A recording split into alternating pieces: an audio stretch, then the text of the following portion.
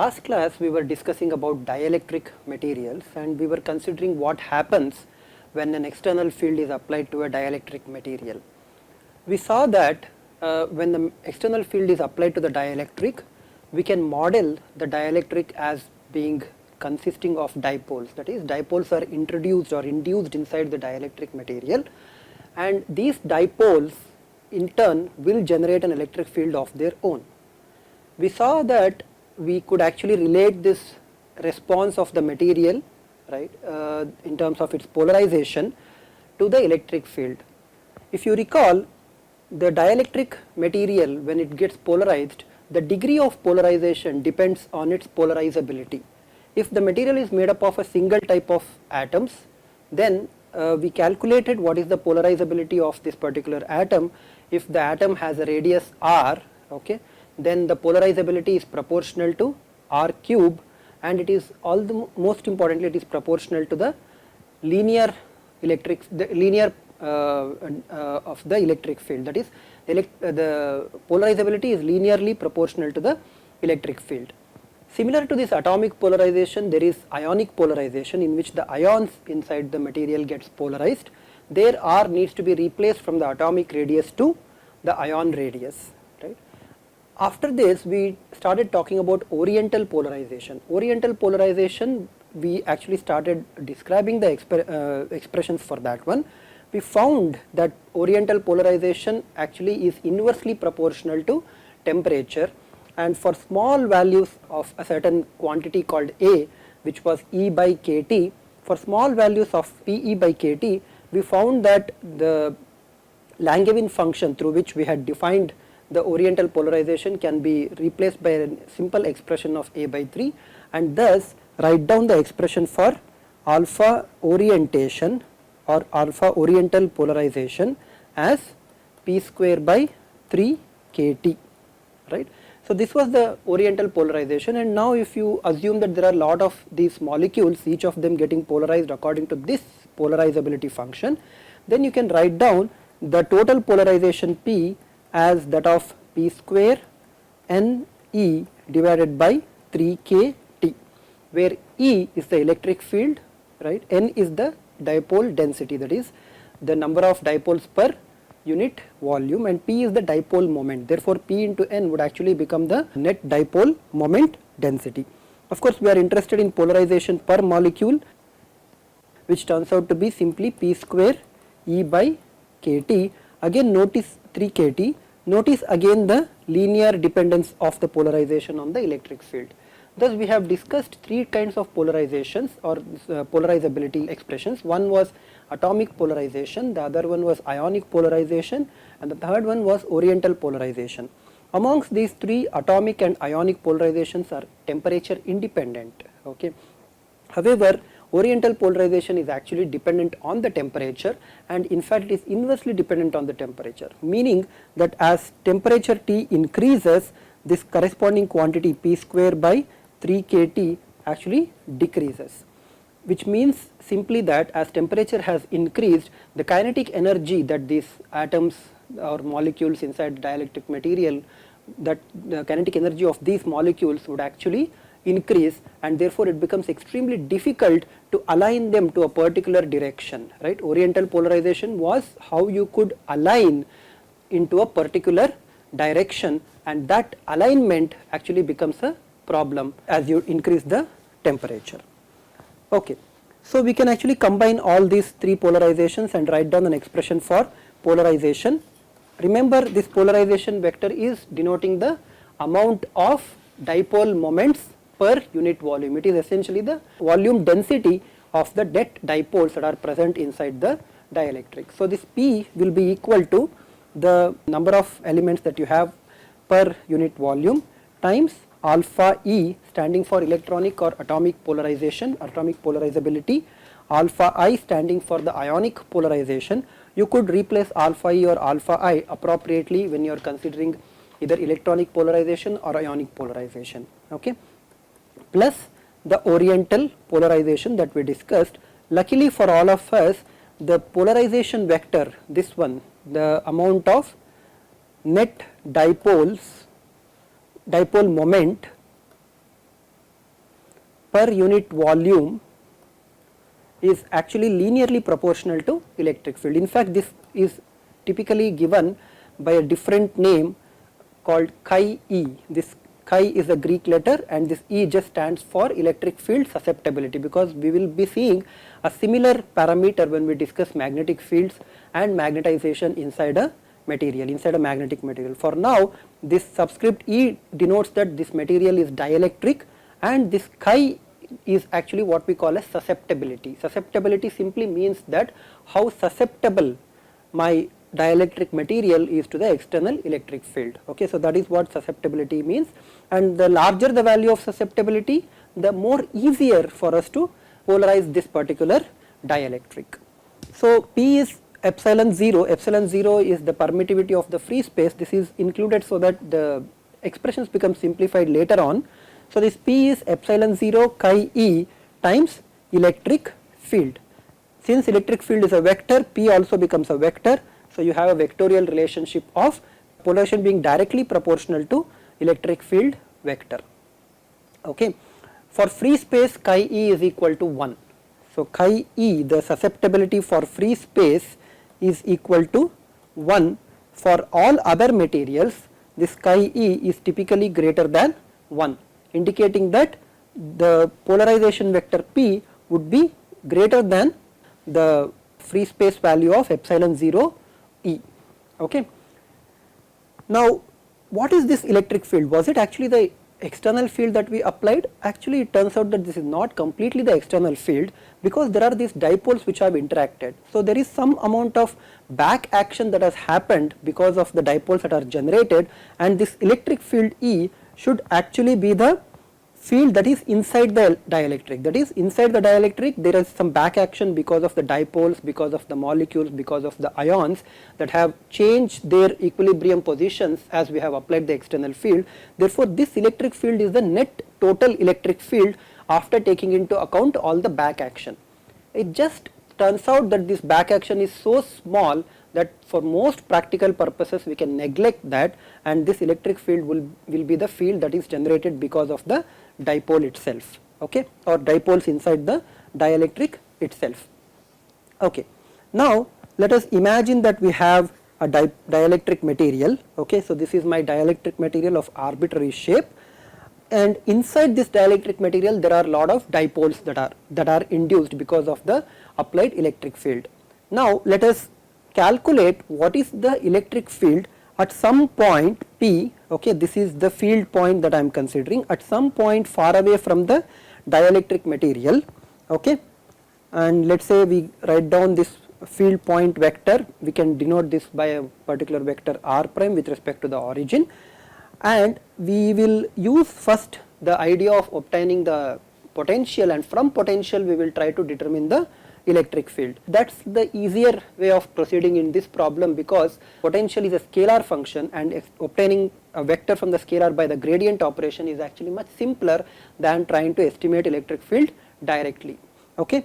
So let us assume that we have a small volume inside the dielectric that we are looking at, and this volume has a differential volume of dV prime, and it is kept at a certain position inside the dielectric material. I mean, actually we are not putting any volume, we are just assuming that we are actually carving out a small volume for our consideration of finding the electric field. Okay, so we just imagine that there is a small volume inside the dielectric, and then this we want to calculate what is the potential because of the dipoles inside this volume on the field point P.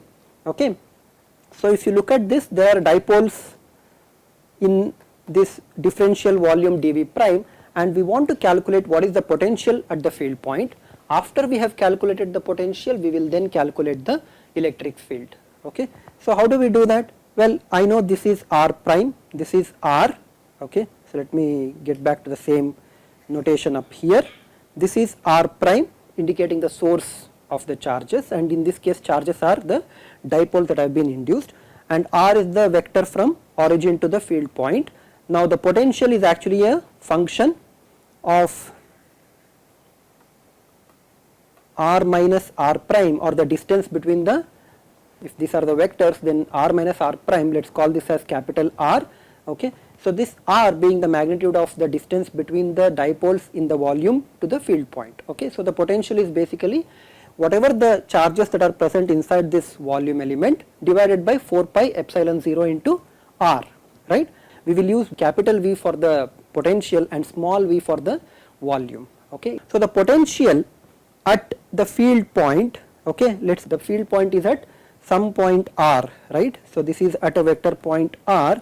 The potential at this point is actually given by 1 by 4 pi epsilon 0. Epsilon 0 is a constant, so we are going to take this outside, and then what is the total charges that are there inside this volume element? This charge density is actually p times dv prime, right. P is the polarization or the net dipoles per unit volume. Multiplying that by the volume element will give me the net dipoles sitting inside this volume element dv prime. So this would be the total charge that I have. Now P is a vector, so I need to actually rewrite this equation in a proper way and write this one as dot r hat divided by r square. Okay. Why is this 1 by r square? If you recall what is the field of a dipole, you will remember that if you considered two charges, one minus q and the other one at plus q, and this defined qd as the dipole moment, right. At any other point where we were trying to find the field, we found that the field is actually p dot r hat divided by r square. The field was proportional to p dot r by r square, where p is equal to qd was the dipole moment, right. So this is dipole moment field is actually 1 by r square.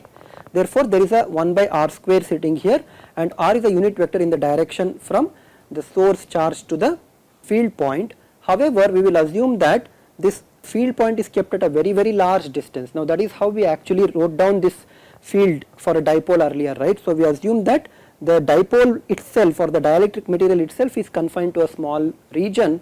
In other words, this r prime magnitude is very small compared to the magnitude of r. Okay, this is kind of quite realistic in many cases that we will be considering. Therefore we can make this approximation and obtain that the potential is actually going as 1 by r square. Okay, so this is the potential. We should also write down what is the expression for r. In order to write down that, let us choose Cartesian coordinate system. So in the Cartesian coordinate system, r prime, the source charges, is described by the vector x prime x hat plus y prime y hat plus z prime z hat, and r, the field point vector, is defined as x x hat plus y y hat plus z z hat. Note that you could have actually done this entire calculation that we are going to do without really getting into one particular coordinate system. It's just that it kind of simplifies our initial intuitive understanding of the field that we are about to calculate. Okay, so if you want, you could completely eliminate a particular coordinate system and work directly with the expressions that we have used here. Okay, that seems to me to be slightly not intuitive. Therefore we are going to introduce some coordinate system, but the results that we obtain will be independent of the coordinate system. Okay, so we have r is equal to x x hat plus y y hat plus z z hat. So clearly the vector r will be x minus x prime x hat plus y minus y prime y hat plus z minus z prime z hat, and the magnitude vector r will be x minus x prime square plus y minus y prime square plus z minus z prime square, all under square root, right. So this is the expression for r, and what you want is r square. In order to obtain r square, you can remove the square root or square on both sides and you will obtain r square. Okay. Now we will have to introduce one vector identity. We will actually give you how to derive that vector identity. See, I have inside the integral a quantity r by r square. Okay, this quantity is actually related to this quantity, gradient of 1 by r. Now gradient 1 by r is definitely a scalar function, so this kind of might look okay because there is a scalar and onto the left hand side there is a vector. So gradient operates on a scalar, gives you a vector, that might be alright. However, what is this prime on the gradient operator? We have not talked about prime on the gradient operator. It just turns out that this prime simply indicates that you have to differentiate with respect to the primed coordinate system, that is x prime, y prime, z prime coordinates, rather than the unprimed field coordinates, which is x, y and z. So del prime is defined as x hat del by del x prime plus y hat del by del y prime plus z hat del by del z prime. Okay. Now you can try and find out whether this equation is true or not by writing 1 by r as x minus x prime whole square plus y minus y prime whole square plus z minus z prime whole square to the power minus half, right, that will be 1 by r. And now applying the gradient operation. So amongst the gradient operation, let us first apply only del by del x prime, let us differentiate this one with respect to x prime and then find out what would be the resultant expression, and we will be able to find the expressions for del by del y prime and del by del z prime very easily, right. So let me differentiate this one with respect to x prime. What do I get if I differentiate this one with respect to x prime? So I have del by del x prime. This quantity y minus y prime square plus z minus z prime square will be a constant, right. When I am differentiating with respect to x prime, it would be a constant. So if I look at what is del by del x prime of 1 by x minus x prime square plus some constant, let us call the constant as k square. Okay. Why it is constant? It is constant simply because when I am differentiating with respect to x prime, y prime and z prime are constant. Okay. So this is a half up there. Now you can actually differentiate this one using the basic rules of differential, and you are going to get x minus x prime divided by x minus x prime square plus this constant square, constant we will write it down is y minus y prime square plus z minus z prime square. In place of half it becomes 3 by 2 now because there is a differential, right, and there is x minus x prime. In which direction will this be pointing? It would be along x prime. So if I differentiate and then look at the gradient along the x prime, that is the component along the x prime, I am going to get this x minus x prime x hat divided by this quantity to the power 3 by 2.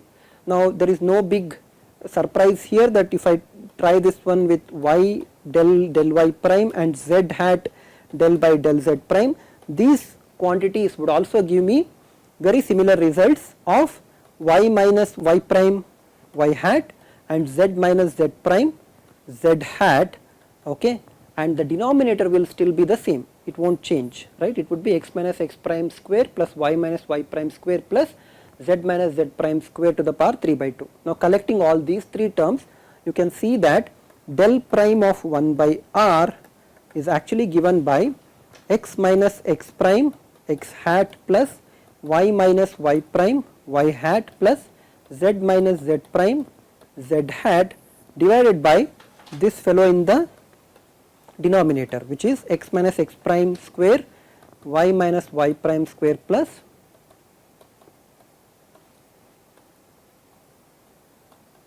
right, and you can easily see that this equation, I mean this expression of the vector that we have on the right hand side is nothing but r minus r prime divided by r minus r prime magnitude 3 by 2, which is, you know, after you factor out r minus r prime, you can write this as r hat divided by r square, where r is the vector r minus r prime, right. So we have shown the equation that we wanted to show, that is r prime by r square is actually del prime of 1 by r, gradient of 1 by r.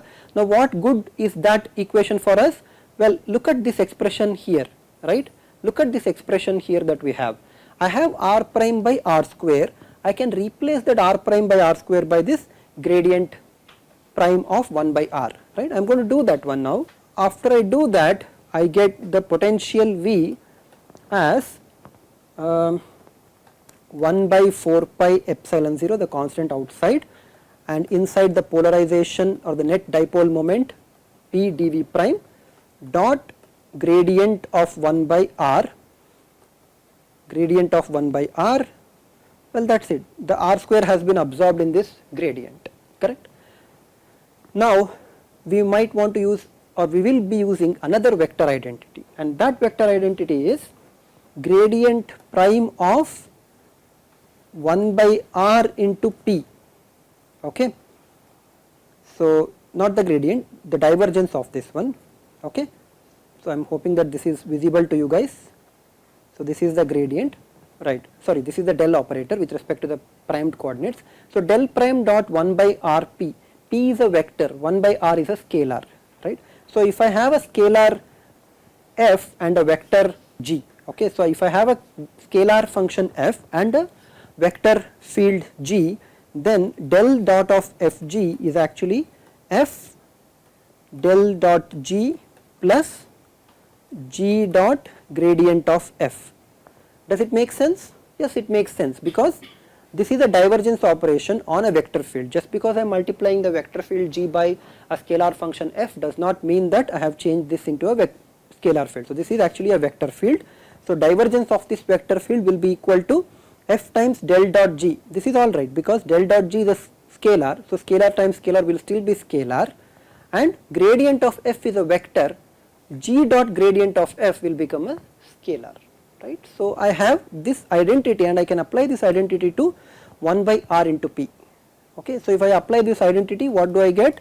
I get 1 by r del dot p. Now, this del is with respect to the primed coordinate. So, therefore, this is del prime dot p, and this is nothing but p dot gradient prime of 1 by r. Now, if you look at this second term, this is precisely the term that is sitting inside this volume integral. dv prime is just a scalar that can be taken out without any change in this expression, right. So, dv prime can be just put outside, and then you have just move it outside of this term, okay, so outside of the dot product I mean. So, you have p dot gradient prime of 1 by r, and that gradient can be written as, I mean that expression can be written as del prime dot 1 by r p minus 1 by r del prime dot p. So, if I make that substitution, I can write down for the potential V of r, I can write this down as 1 by 4 pi epsilon 0, there is an integral, and this becomes gradient prime dot p by r, right, 1 by r into p is p by r over the volume minus 1 by 4 pi epsilon 0, the second term is del prime dot p divided by r, right, because this is 1 by r times del prime dot p. So, that is up here integrated over the volume. The volume integral is actually over the dielectric, that you should keep in mind. Okay. Now, from here we can sort of apply couple of other theorems. I know how to apply Gauss's divergence theorem, so that I can convert this del dot integral into a surface integral, right. So, I can apply divergence theorem here. So, I will apply divergence theorem.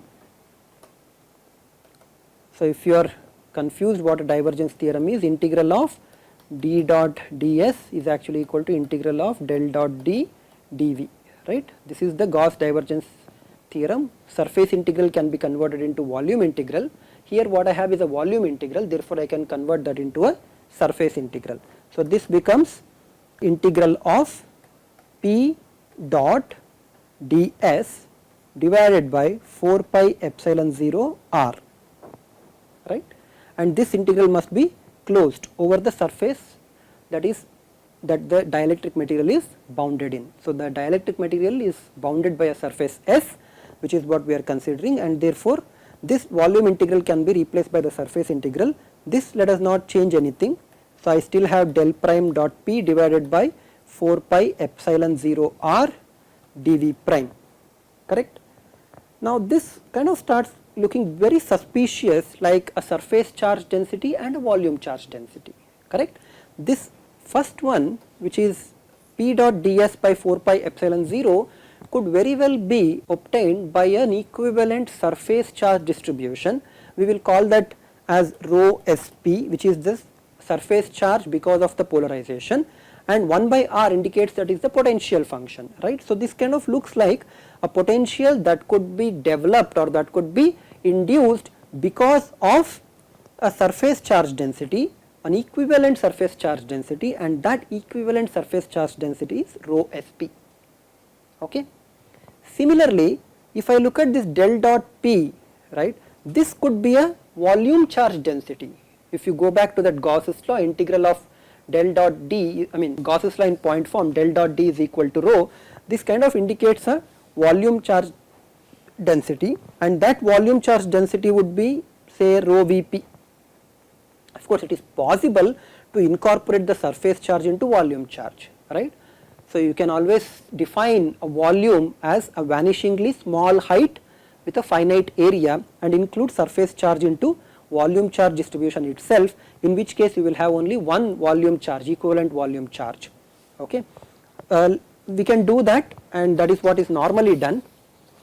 Okay. So, I have a volume charge and the surface charge, and please note that I have put in a subscript P here.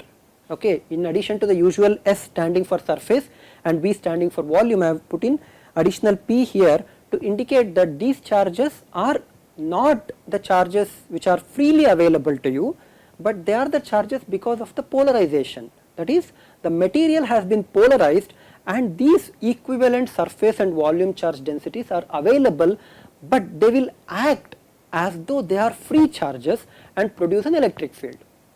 Now, you might be rightly asking, are these free charges available to us? Yes and no.